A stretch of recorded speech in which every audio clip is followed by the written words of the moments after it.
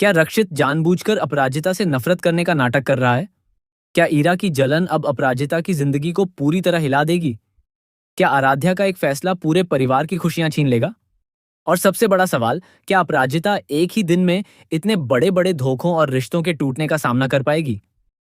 Serial तुम देना साथ मेरा का आने वाला एपिसोड इमोशंस, फैमिली ड्रामा, गलतफहमियों और चौंकाने वाले खुलासों से भरपूर होने वाला है।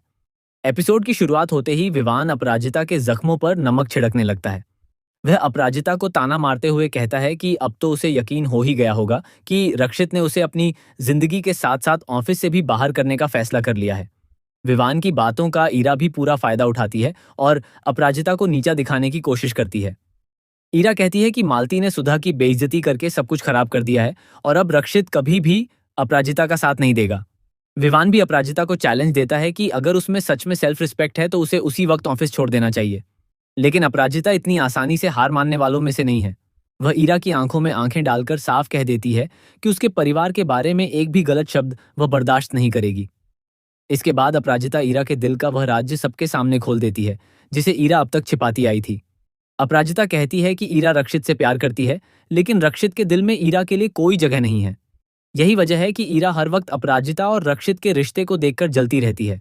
अपराजिता की यह बात सुनकर ईरा के पैरों तले जमीन खिसक जाती है। वह गुस्से और अपमान से भरकर वहां से चली जाती है और विवान भी उसके पीछे निकल जाता है। लेकिन यहाँ से कहानी में ये एक और बड़ा ट्विस्ट शुरू होने वाला है, क्योंकि ईरा अब चुप बैठने वाली नहीं है। दूसरी तरफ दुबे अपराजिता के पास आकर उसका हौसला बढ़ाने की कोशिश करता है। अपराजिता उससे पूछती है कि क्या वह भी चाहता है कि वह ऑफिस छोड़ दे। दुबे उसे समझाने की कोशिश करता है, लेकिन इसी बीच वह अपराजिता को उसका कॉन्ट्रैक्ट लेटर दे देता है। कॉन्ट्रैक्ट हाथ में आते ही अपराजिता के चेहरे पर फिर से आत्मविश्वास नजर आने लगता है। उसे समझ आ जाता है कि रक्षित उसे भावनाओं के दम पर ऑफिस से बाहर नहीं निकाल सकता। इसके बाद अपराजिता सीधे रक्षित के कैबिन में पहुंचती है और उसके सामने कॉन्ट्रैक्ट रख देती है। रक्षित उसे ऑफिस छोड़कर जाने के लिए कहता है, लेकिन इस बार अपराजिता बिल्कुल पीछे नहीं हटती।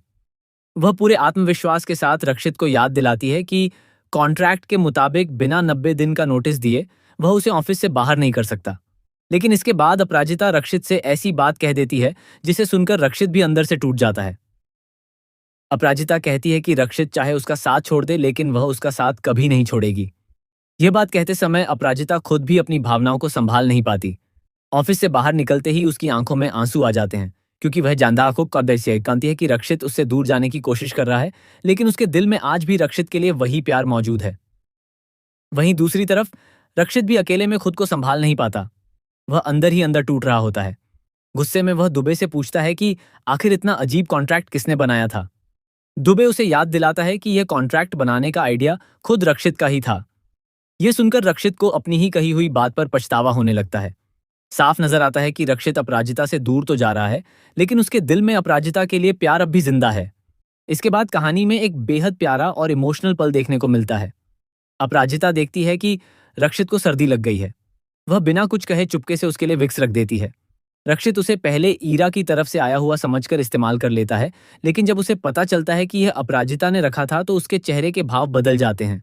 अपराजिता भी प्यार से कहती है कि बारिश में भीगी तो वह थी, लेकिन बीमार रक्षित पड़ गया।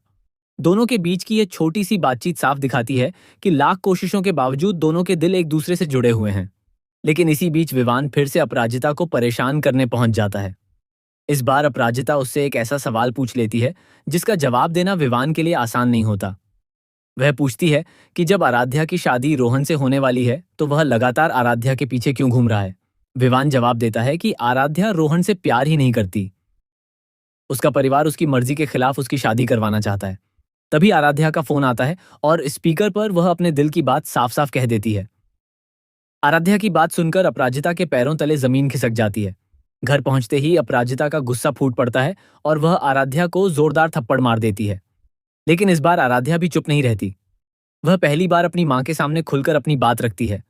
आराध्या कहती है कि वह पूरी जिंदगी मिडिल क्लास जिंदगी नहीं जीना चाहती और वह विवान के साथ अपना भविष्य देखती है। आराध्या की यह बात अपराजिता का दिल तोड़ देती है। उसे लगता है कि उसकी बेटी प्यार के पीछे नहीं, बल्कि पैसों और बेहतर जिंदगी के पीछे भाग रही है। अपराजिता आराध्या को समझाने की कोशिश करती है कि सिर्फ पैसा जिंदगी की खुशियों की गारंटी नहीं होता, लेकिन आराध्या अपनी बात पर अड़ी रहती है। अब कहानी का सबसे बड़ा सवाल यही है कि क्या आराध्या सच में विवान के प्यार में है, या फिर विवान किसी बड़े मकसद से उसे अपने जाल में फंसा रहा है। क्या विवान के पीछे कोई ऐसी सच्चाई छिपी है जिसका खुलासा होते ही आराध्या के पैरों तले जमीन खिसक जाएगी। दूसरी तरफ रक्षित लगातार अपराजिता से दूर होने का नाटक कर रहा है, लेकिन उसके हर कदम से साफ नजर आ रहा है कि वह अपराजिता को दिल से दूर नहीं कर पा रहा। ऐसे में सवाल उठता है कि आखिर रक्षित अपराजिता से इतनी नफरत क्यों दिखा रहा है। क्या वह किसी मजबूरी के कारण ऐसा कर रहा है, या फिर किसी बड़े राज को छिपाने के लिए जानबूझकर अपराजिता का दिल तोड़ रहा है। वहीं ईरा भी अब अपने अपमान का बदला लेने की तैयारी कर सकती है। अपराजिता ने सबके सामने ईरा के प्यार का राज खोल दिया है, और अब ईरा के मन में अपराजिता के लिए नफरत पहले से कहीं ज्यादा बढ़ चुकी है। ऐसे में आने वाले एपिसोड में ईरा ऐसा कदम उठा सकती है जिससे अपराजिता और रक्षित के रिश्ते में एक बार फिर बड़ा तूफान आ जाएगा। तो क्या किया